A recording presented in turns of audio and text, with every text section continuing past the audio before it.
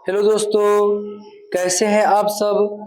मैं उम्मीद करता हूं कि आप सब अच्छे होंगे, मस्त होंगे और अपने अपने पढ़ाई लिखाई में व्यस्त होंगे।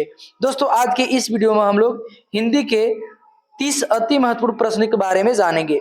इस 30 प्रश्न से आप 300 प्रश्नों को आसानी से हल कर सकते हैं, क्योंकि इस वीडियो में आपको इतना अच्छा से तरीका से समझाया जाएगा कि जिस चीज के बारे में आपसे प्रश्न पूछा गया है उससे संबंधित कितने सवाल आ सकते हैं, उन सभी प्रश्नों के बारे में इस वीडियो में बताया जाएगा।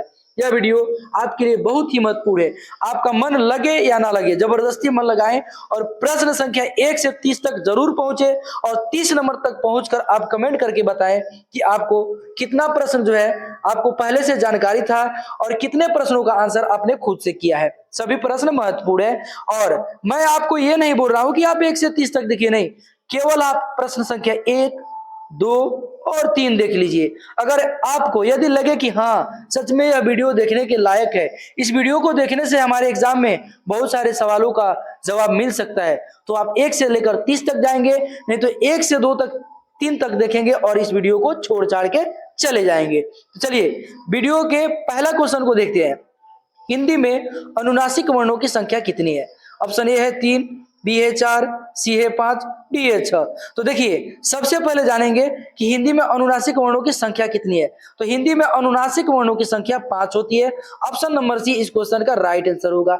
लेकिन जान लेना यह भी जरूरी है कि जो अनुनासिक वर्ण होती है 5, वह कौन कौन होती है, क्योंकि उन पांचों में से भी आपसे सवाल पूछा जा सकता है। तो याद रखिएगा, क वर्ग यानी क ख ग घ अंग, हर एक जो है वर्ग का लास्ट वाला, जिससे क में लास्ट वाला होता है अंग, तो अंग हो गया। चछ में इ हो गया, टठ में अड़ हो गया, तथ में न हो गया और पफ में म हो गया। लास्ट वाला जो है 1, 2, 3, 4 और 5 क्या होता है? अनुनासिक वर्णों की संख्या होती है 5। इनको याद रखिएगा। यहाँ पे क्वेश्चन पूछ सकता है कि यह क्या है, ऑप्शन में दे देगा 4 ऑप्शन, उसमें रहेगा अनुनासिक वर्ण, तो याद रखिएगा, उस पर टिक लगा दीजिएगा। क्वेश्चन नंबर 2 को देखते हैं।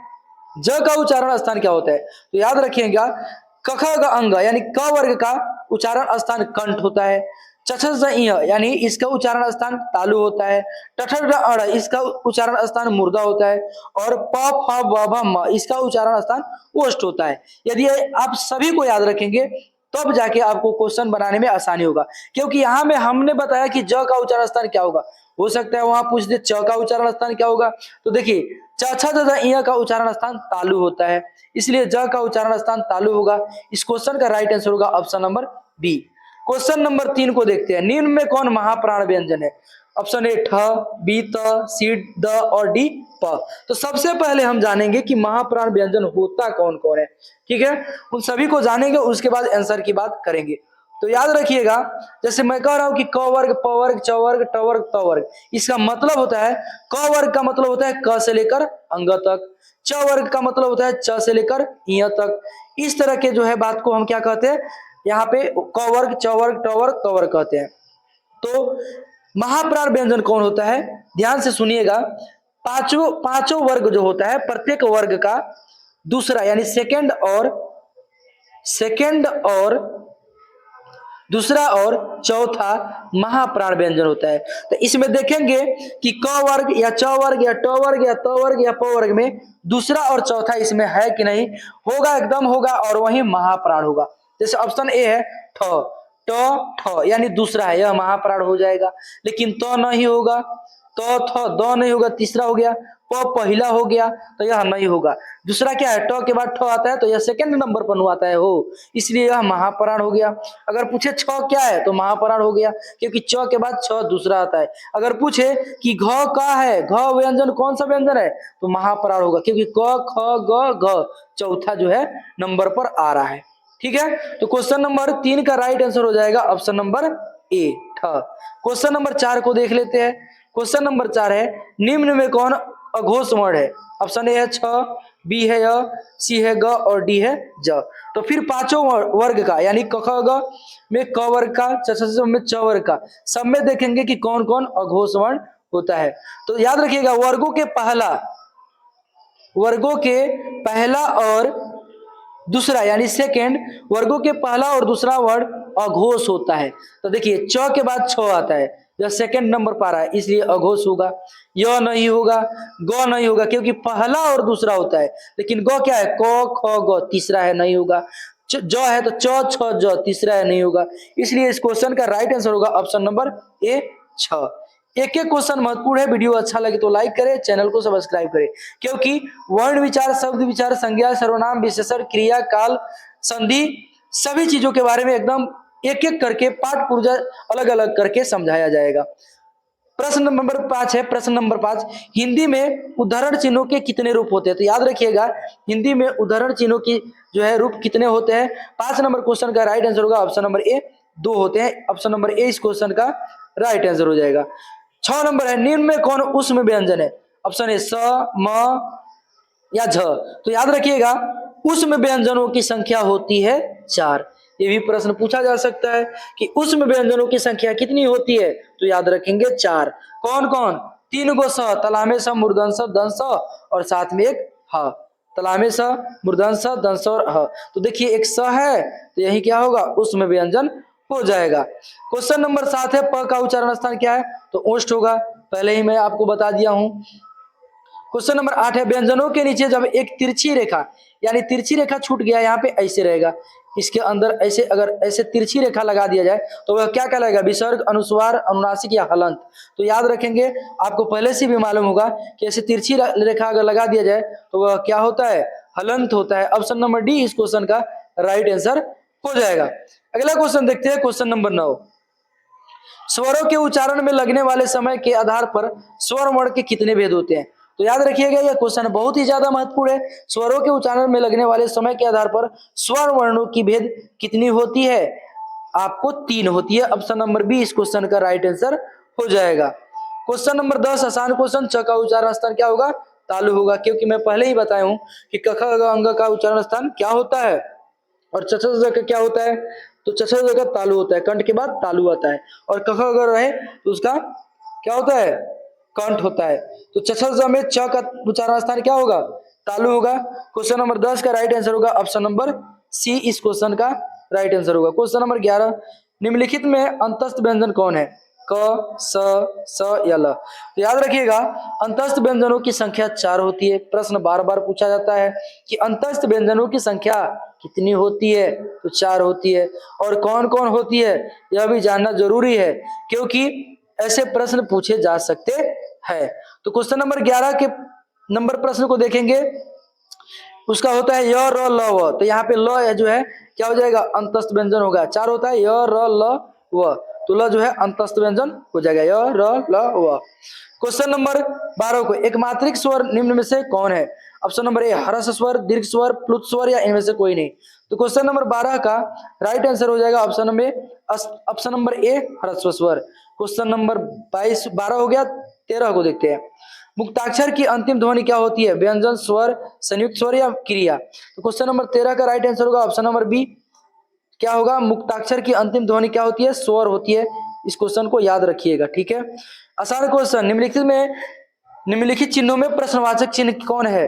आपको इस क्वेश्चन का आंसर बताना होगा। मैं उम्मीद करता हूं कि 100 में 100% बच्चे इस क्वेश्चन का आसानी से जवाब दे सकते हैं कि प्रश्नवाचक चिन्ह कौन सा है। ल कौन व्यंजन है? उष्म व्यंजन, स्पर्श व्यंजन, अंतस्थ व्यंजन या महाप्राण। तो अभी मैंने आपको बताया कि य, र, ल, व क्या होता है? अंतस्थ व्यंजन होता है। इसलिए क्वेश्चन नंबर 15 का राइट आंसर होगा ऑप्शन नंबर सी, ल क्या है? अंतस्थ व्यंजन है। और अंतस्थ व्यंजनों की संख्या कितनी होती है? 4 होती है। क्वेश्चन नंबर 15 का राइट आंसर होगा option number C. Question number 16 है, उच्चारण में वायु प्रक्षेपण की दृष्टि से व्यंजन के कितने भेद होते हैं?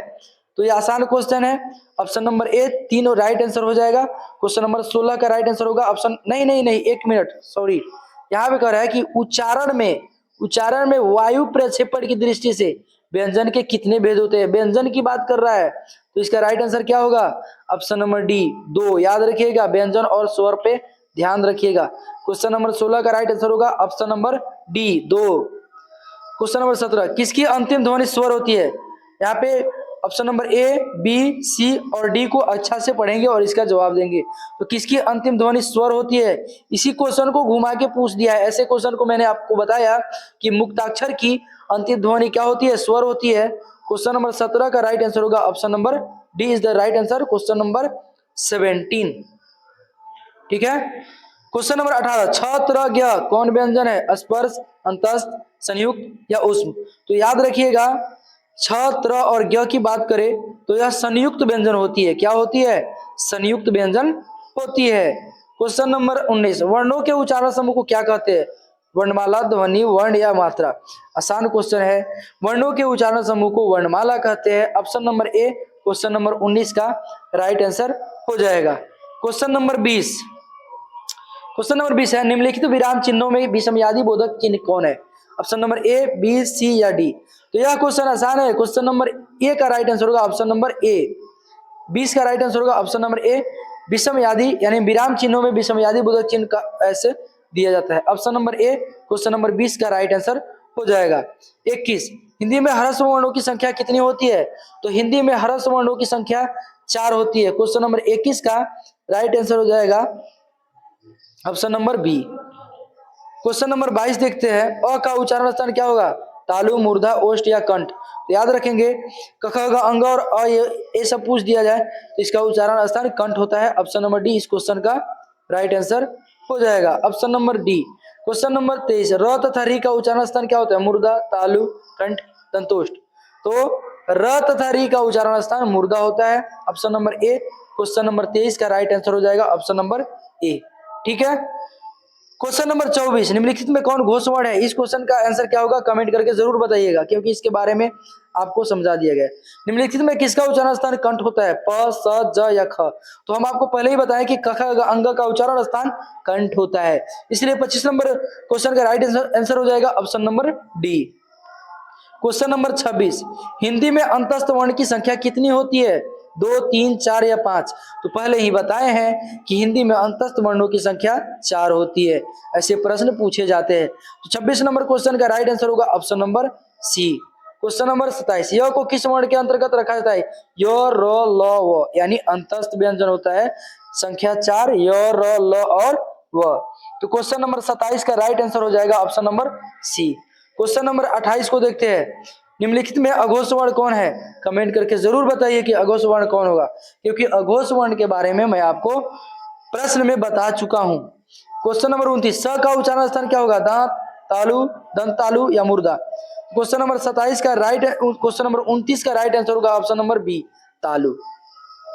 लास्ट क्वेश्चन, क्वेश्चन नंबर 30, ई का उच्चारण स्थान क्या होता है? मुंह, तालु, मुर्दा, दांत? तो याद रखेंगे, जब भी बात करें अ और क, ख, ग की तो कंठ होता है, ई की बात करें तो उसका उच्चारण स्थान तालु होता है।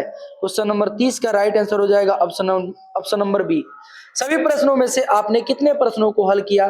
कमेंट करके जरूर बताएंगे, और साथ ही इस वीडियो में आपको जो भी चीज बताया गया है, जो भी प्रश्न बताया गया है, इन सभी प्रश्नों को अच्छा से देखेंगे और उसके बाद ही एग्जाम में बैठेंगे। तो आप अगर नए हो तो चैनल को सब्सक्राइब कर ले, ताकि ऐसे वीडियो जब भी आपको दिया जाए तो आपके पास आसानी से पहुंच सके।